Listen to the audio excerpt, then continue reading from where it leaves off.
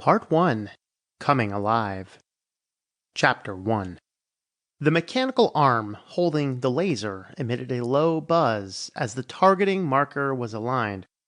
Charging to fire. Fire when ready, John announced. The laser begun its focused boring while Mark shifted his eyes across the ceiling. 12.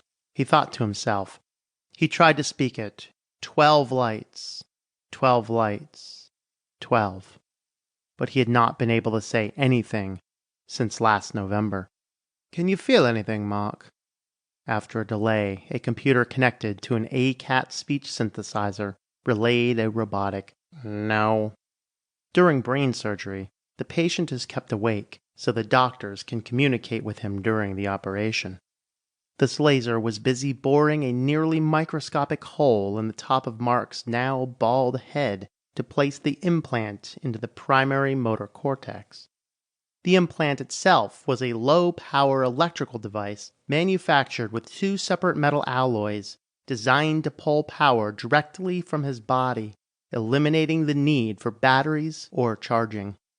As for the function, that was more complicated. By interconnecting with the synapses in the motor cortex, the company promised Mark that he would be able to relay his thoughts into controlling robotic limbs through encrypted short-range networks. Though the possibilities were endless, Mark was intrigued by a small shot at somewhat normal life. He wanted to say something without this infernal computer or pick up a glass of water. Maybe his chief concern was using the bathroom without assistance. "It's in. How are you feeling now?" John asked.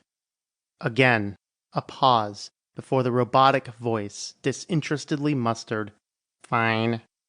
The operation was complete, and now it was a waiting game for the device to set itself into position and begin the process of interconnecting with his neurons.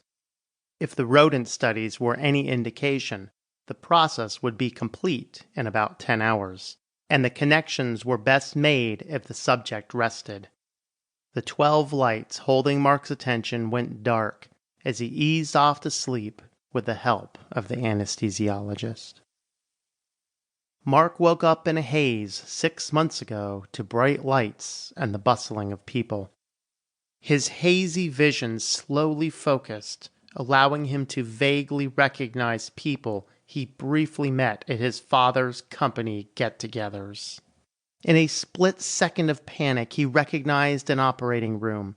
He jerked his arm, but no movement happened. He was unable to wiggle a finger, unable to remember what landed him in this state. He knew he screamed, but no noise emanated from his mouth. He was instantly overcome with the most intense panic he had ever experienced. Mark wrestled with how to get their attention, how to ask what happened. He was desperate for answers to questions he could not ask. Talking was always taken for granted, but now he was reduced to silence. The battery of tests concluded that his mind worked perfectly, but his brain lost the connections to his major limbs and his mouth.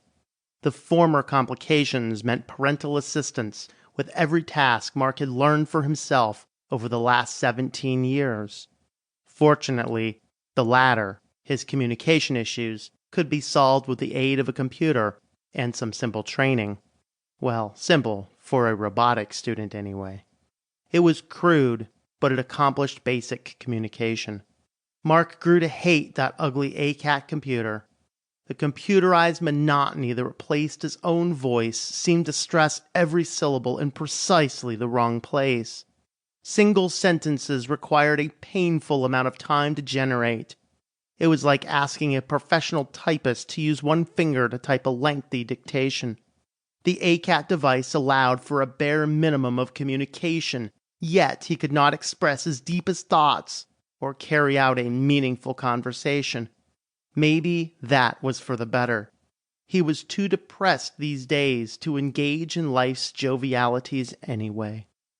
While he slept off the last remnants of the potent cocktail of pharmaceuticals delivered by the anesthesiologist, Mark recounted the last 6 months of his life in his dreams, or were they nightmares?